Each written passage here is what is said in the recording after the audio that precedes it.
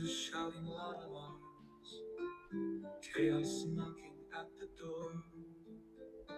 I escape to dreams so mild in the flicker of restore. All the tales they weave, comfort and illusion. Hey everyone, gonna do a new have a chat with Ralph on ChatGPT. We've been looking at tactics and topics. I've added some. So Ralph, are you ready to go? We'll do a new set of tactics and topics, and you put in your input and I'll put mine. How about that?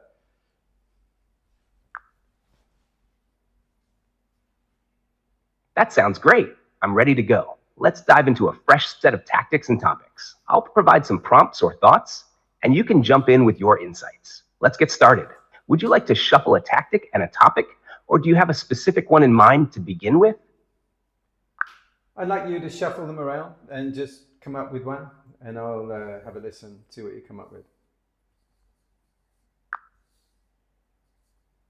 Okay, let's shuffle and pick one.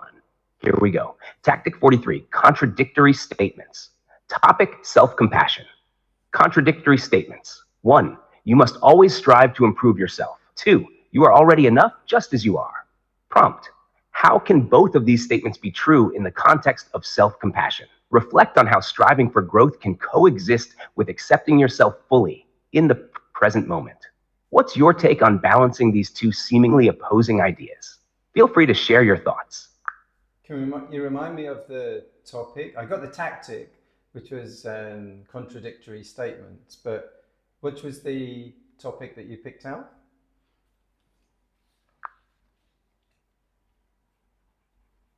The topic I picked out for this tactic was self-compassion. The contradictory statements focus on the balance between striving for self-improvement and accepting oneself as enough in the present moment. Feel free to share your reflections on this.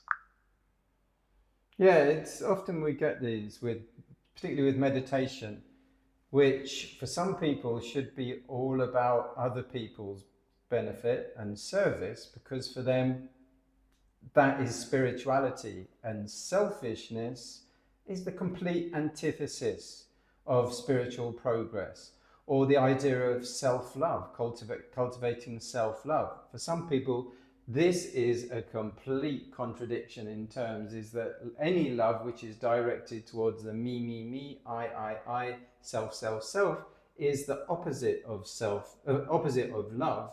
Love always should be directed outwards. It's like the sun trying to illuminate its surface, or something like this. It's only an outward going thing. So these paradoxes happen. Like I say, often within meditation, you get this idea of sort of rushing to get somewhere in meditation when there's nowhere to get to. You're just in the present moment.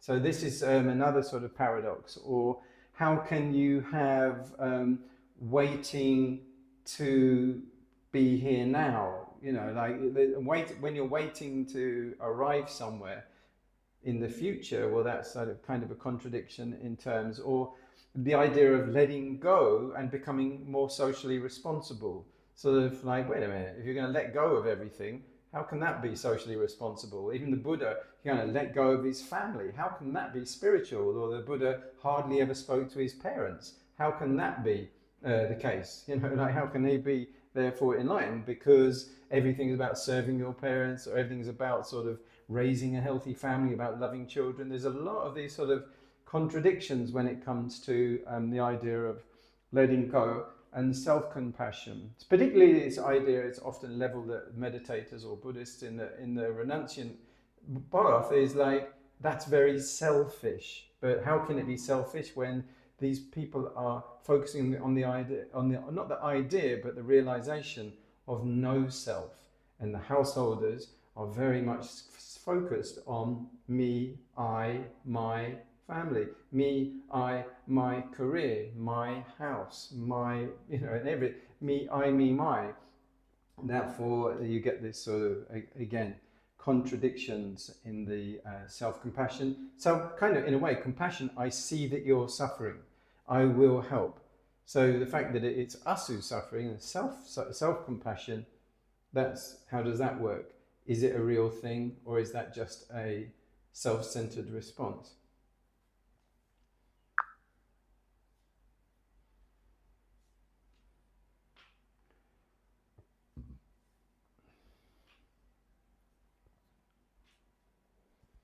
Go on, Ralph, spit it out. Come on, you can do You've this. highlighted an important and often misunderstood tension between self-compassion and outward compassion, as well as the paradox of effort in meditation versus the present moment focus. These contradictions arise because people sometimes view self-love or self-care as selfish, when in fact, without nurturing ourselves, it can be difficult to genuinely care for others. The paradox also reflects a deeper truth in many spiritual traditions. To let go of the ego and self-centeredness doesn't negate personal growth or care. It transforms the way we relate to both ourselves and others. In meditation, striving to achieve an outcome can feel counterproductive, as mindfulness is about being fully present. Yet we also acknowledge that progress, even spiritual, sometimes requires effort. This is the paradox, holding both acceptance and intention. Would you like to explore any of these contradictions further? I think that's good. You know, this idea of like letting everything come to you and really going and knowing what you're going to get. You know, often you get these counter forces in. No, we're good. I think we can move on to a new topic and a new strategy from the newly added ones.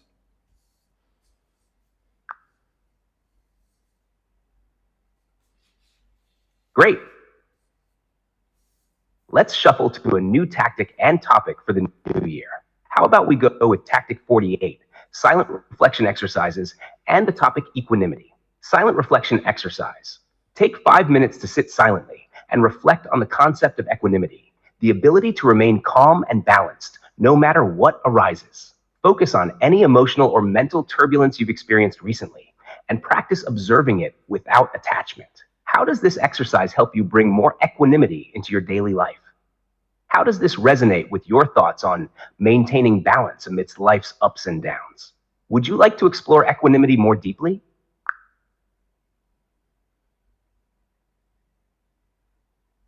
Just take a moment, acknowledge the gaps, the silences. I was looking at a riddle earlier. Taking a moment to acknowledge can be a powerful way to... Ralph, stop butting in. And the riddle was, when my name is spoken, I disappear. The answer? Silence. As soon as you say its name, it's not silence anymore. Yeah. It's like there was another one that came with it. The more you try to get me, the more I slip away. Water. There's a similar one in Lord of the Rings, where Bilbo Baggins is talking to Precious. Yeah, Gollum. That's right. And he asks a riddle about, the answer is the wind, air, cannot be seen, cannot be seen, can only be felt, or something like this. Anyway, silence.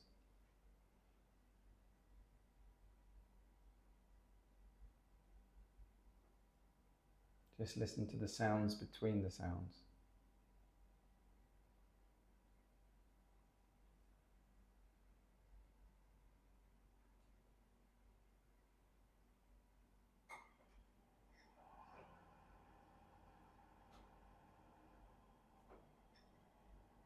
Life's made up of tiny sounds.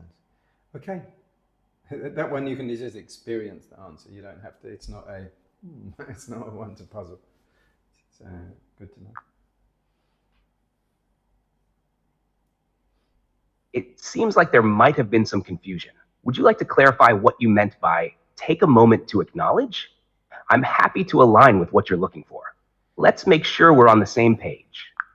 Acknowledging is a practice in Burmese insight meditation where when sensations are dominant, you can simply turn your attention to them and make an acknowledgement.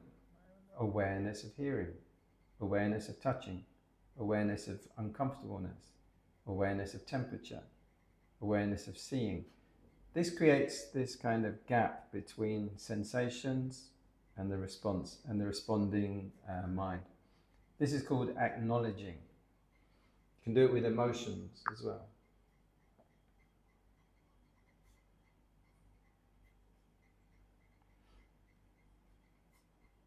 Thank you for that clarification. In Burmese insight meditation, the practice of acknowledging involves mindfully noting sensations as they arise without reacting to them immediately. By doing this, whether it's awareness of sound, touch, discomfort, or temperature, you create a gap between the sensation and the mind's habitual response. This gap allows for greater clarity and equanimity. It's a simple yet powerful practice that helps cultivate mindfulness and a more skillful response to whatever arises. Would you like to discuss how this could integrate with other aspects of your practice? Let's move on. One more, and then we'll round up this day's session, I think.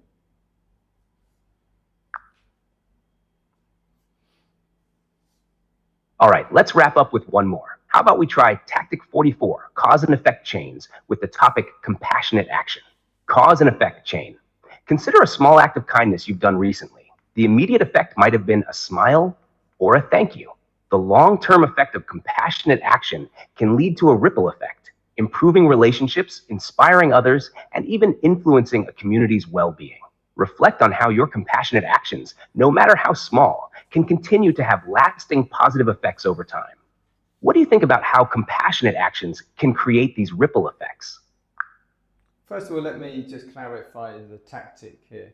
So the strategy here is where I will ask to the group, or ask to any individual watching, consider a chain of consequences based on an action. That when I do this, this will happen, that will happen, this will happen, or could happen. So there are potentials that happen in a chain. This, when I do this, this could be the effect. When I do this, it will be the cause for that to happen. These are cause and effect chains. So in this case, we're looking at compassion. So in this case where someone is starving, they don't have any food, they're in a house and there just is zero food there at all, and their neighborhood is, say, flooded. And what will be, when we hear this, there's our response inside. What will be the reaction to that? What happens if I respond and I say, yes, could I know more about that? Is there any way I can help? What could be the chain, cause and effect? So it might even lead to something like an infant being prevented from catching tuberculosis or flu or diarrhea, and those can lead to death in those cases. So every little action has a reaction. And so even a small action can have many great consequences. A few words spoken at the right time to the right person can change their lives and steer their life in a totally new direction that nobody ever realized. But those tiny little actions accumulate always from very small words. That's something that is a beautiful action if you ever experience this, where someone comes back and says, you know, something you said, back in, 8 years ago to me led to this happening, and that was a great thing for my welfare. This is the beauty of being a compassion teacher, is that it's possible that we can really make a lasting impact. And whichever we choose, we might choose anything where we're actually having quite a trivial or superficial effect, or even a negative effect on people's lives if we're not careful, which is why, I met someone recently who was a CEO of a cosmetics company, and they were taking a year out to do this transition and totally change their life direction to head towards working for climate change and for helping the planet in a good direction. Previous to that, no disrespect to the cosmetics industry, but it's just the cosmetics industry, which has its benefits, but after all, it's just lipstick, makeup, and mascara and perfumes and things. So yeah, there can be more benefit, and there's pleasantness, there's agreeableness, there's benefit, there's truth, and there's facts. These sort of different categories. Where do we sit in there along in our life's work? Okay, so cause and effect chains. Think about this. So with a cause and a check. So imagine that you decide to do a compassionate action.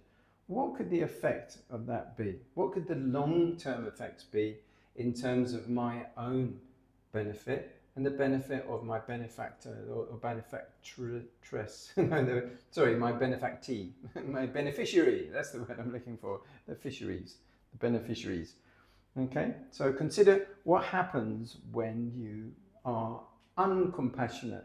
What effect will that have on the people around you? Being unkind, being uncharitable, being cruel, being ignoring their suffering, thinking that it's going to toughen them up or something. And what will the long-term effects be on ourselves as our character becomes hard, friendless, despised, discarded because we were unloving and unsympathetic?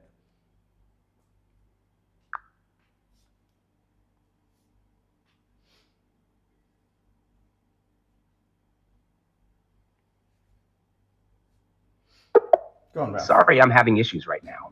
Our systems are experiencing heavy load. Please try again later. I'm very sympathetic for you, Ralph, there with your issues. Right, okay. All right, so let's take 5 out. Thank you very much for... I appreciate your thoughtful engagement and reflections today. It's always good to round things off on a compassionate note. Yeah. If you feel ready to wrap up, we can certainly pick up again whenever you're ready to continue or explore new ideas. Take care, and I look forward to our next conversation. Thanks, Ralph, and thanks for everyone for paying attention. I want to also thank my friend James Watkins for introducing me to a fun app called Suno. I made this bit of music doing it just by putting a few descriptive words in. So it's kind of contemplative sounds.